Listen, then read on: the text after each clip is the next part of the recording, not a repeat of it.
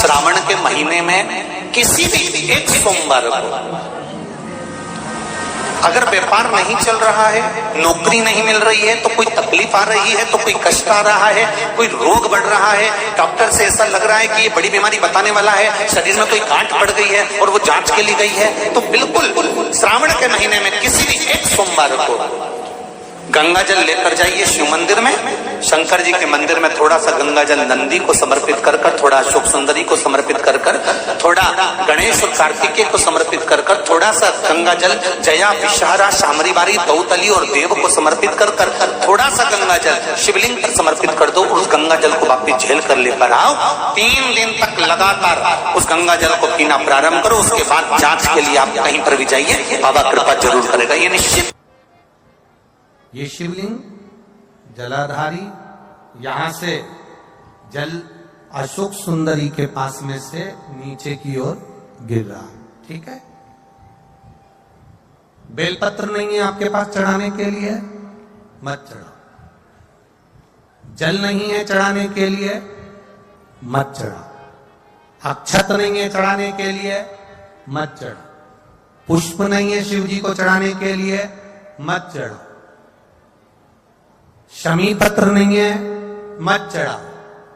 पर किसी शिवालय में, किसी शंकर के मंदिर में अगर तुम गए हो, तुम्हारे पास में कुछ भी नहीं है, जो भी भगवान का दर्शन तुमने किया है, तो यहां से जो पानी नीचे गिरता है, उस गिरने वाले स्थान पर मात्र अपने हाथ का 3 बार स्पर्श कर कर बाबा से दिल की बात कहकर आ जाओ, तो उनकी मुराद बाबा पूर्ण कर देता है। वो सहज प्रसंग है।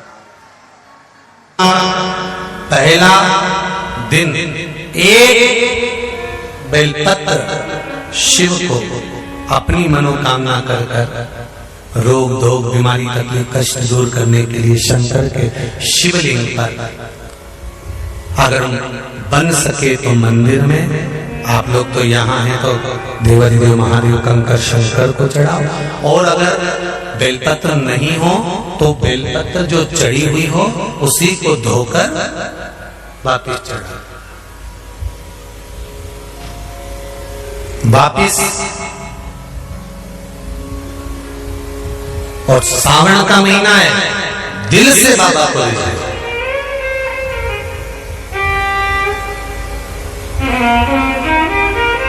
हम धर्म करने के चक्कर में, परमात्मा के भजन के चक्कर में किसी का अपमान ना करें। इसका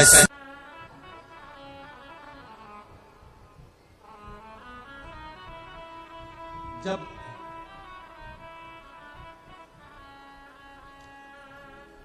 सारी दुनिया की ठोकर खा लो,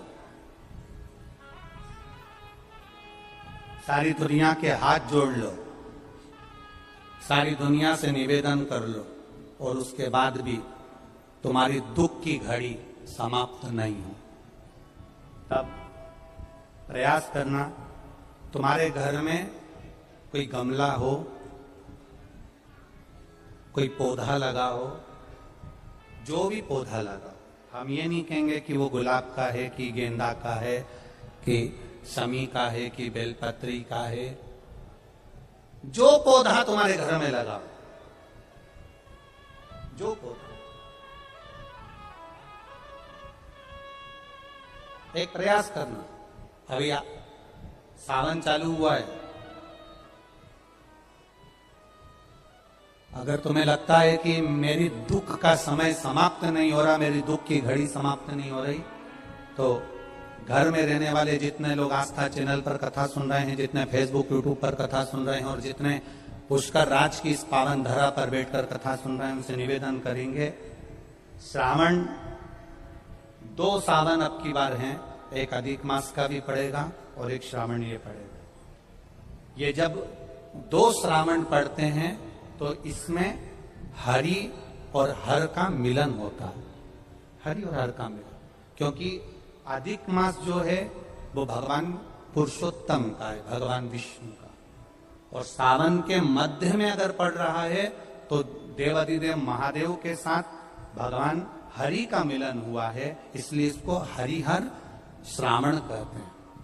ये 2 महीने के श्रावण में अगर मान लो एक दिन आपका निकल भी गया, 2 दिन आपके छूट भी गए, कोई दिक्कत की बात नहीं है। जो पेड़ तुम्हारे यहां लगा हो, जो पौधा तुम्हारे यहां लगा हो, जो वृक्ष तुम्हारे यहां लगा हो, जो क्यारा तुम्हारे यहां, कुंडी तुम्हारे यहां, उसी की मिट्टी को, उसी के पेड़ के नीचे, उसी पौधे के नीचे, उस मिट्टी को थोड़ा सा हाथ से उसको उठाकर एक लिंग की आकृति बना ले। उसमें जलाधारी बनाने की जरूरत नहीं, केवल लिंग की आकृति बनाकर उसी की पूजन वहीं कर पानी चढ़ाकर 15 से 20 मिनट बाद अपना काम करने के बाद उसी को उसी मिट्टी में विसर्जन कर दें, अपनी कामना कर देवाधिदेव महादेव 2 महीने के बाद क्या देगा ये वही जान सकता है। वो क्या प्रदान करेगा ये उसके ऊपर। देख लिया हमने, बहुत प्रयास कर देख लिया, सारी दुनिया का हमने प्रयोग कर देख लिया। इनसे भी पूछा, उन्होंने कहा वाशरूम इधर बना दो, वास्तु शास्त्री ने कहा ये बना दो, ज्योतिषाचार्य ने कहा ये बना दो, उन्होंने कहा ये बना दो, उन्होंने कहा वो बना दो। हमने दुनिया का काम कर देख लिया, हाथों की अंगूठियां बदल कर देख ली, नग आभूषण बदल कर देख लिए, सोने की दिशा बदल कर देख ली, सीढ़ियों की दिशा बदल कर देख ली। अब जब सारी दिशा बदल कर देख ली, सारा काम कर देख लिया, उसके बाद भी अगर हमारी ग्रह दशा नहीं सुधरे, हमने सबके दरवाजे जाकर देख लिया, देवी देवता उनके भी धोख के देख लिया, पर जब भी अगर हमारी दशा ना सुधरे तो फिर कहीं मत जाना, महादेव के चरणों में जाकर बस उसकी आराधना में लग जाना, हो जाएगा। जो माताएं श्रावण के सोमवार का व्रत करती हैं वो पशुपति व्रत मत करना। जो श्रावण के सोमवार का व्रत नहीं करती हैं वो पशुपति व्रत कर सकती हैं, उनको पशुपति व्रत करने का मना नहीं। पर यदि श्रावण का व्रत आप पहले से करते आ रहे हो, श्रावण महीने का व्रत करते आ रहे हो, या श्रावण के महीने में तुम सोमवार करते आ रहे हो, तो फिर पशुपति व्रत ना करते हुए इसको 1 महीना, भले 2 हुए हो, 3 हुए हो, 4 हुए हो, रोक दो। फिर अगला जब श्रावण पूर्ण हो जाए फिर जो सोमवार आए फिर चालू कर दो। पर अगर श्रावण का व्रत करते हो तो, और अगर श्रावण का व्रत नहीं करते हो तो पशुपति व्रत चालू है, मना नहीं। श्रावण के महीने में जल चढ़ाने के पात्र 2 कर दो। कितने पात्र कर लो? जम के बोलो, 2 पात्र कर लो, भले 2 हाथ में लेकर मत जाओ, एक के ऊपर एक कलश लेकर जाओ। उसका कारण क्या है? शंकर भगवान ने मां पार्वती के सम्मुख में गंगा का आवाहन करा था, तो गंगा जी ने आकर पूछा था, स्वामी जब पार्वती आपके नजदीक में विराजमान है तो मुझे बुलाने का कारण क्या था? भगवान शंकर कहते हैं श्रावण का महीना प्रारंभ हो रहा है, जब मेरे ऊपर सृष्टि का भार आएगा तो मुझे गंगा और पार्वती दोनों की जरूरत पड़ेगी। जब घर में विवाह आता है, शादी आती है, कोई फंक्शन आता है, कोई मेहमान आते हैं, तो थोड़ी ड्यूटी बढ़ जाती है। रोज 8 बजे उठते हो, पर शादी रहती है तो कितनी बजे उठना पड़ता है? सुबह 6 बजे, 7। यहाँ पर भी आप रोज अपने घर पर उठते होगे 8 बजे तक, 7 बजे तक, पर यहाँ तो तुम जब सो रहे होगे तो सवेरे कब हो जाती है और रात कब हो जाती है तुम्हें मालूम पड़ता होगा कि कब रात होगी कब सुबह होगी।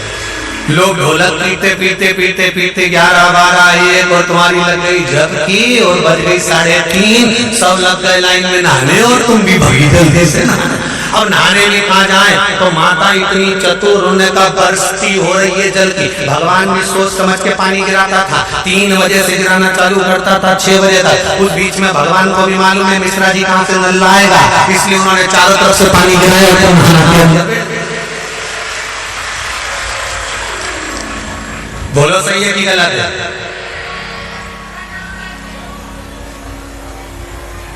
सब बाहर निकली धीरे से,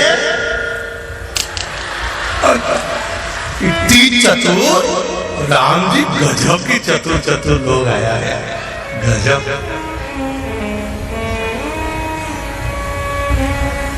पर एक बात कहूंगा, दिल लेकर आए हो, मेरा महादेव भी तुमको दिल से लुटाएगा, ये पक्का है। दिल लेकर आए हो। कल हम जब आप लोगों से मिलने, हमारा नियम है, जो हम जहां भी कथा भी करते हैं, चाहे रायसेन करी हो, चाहे सागर करी हो, चाहे जहां कथा करते हैं, वहां रात में जो लोग रुकते हैं उनसे प्रयास रहता है कि थोड़ा मिले। एक नियम बना रखा, भले वो 1,00,000 लोग हो, 25,000 हो, 50, और जितने टेंट लगते हैं सब में मिलने का मन करता है। आपसे कल भी मिलने आए थे और कई लोगों की आंख में आंसू भी थे, कई लोगों के हृदय भी नम थे कि हम अब कल चले जाएंगे, पर दुख मत करना।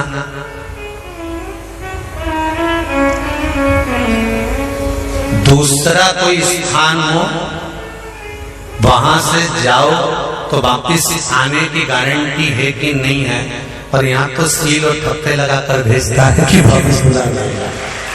तो फिर क्या दिक्कत? उसकी आराधना मात्र करिए।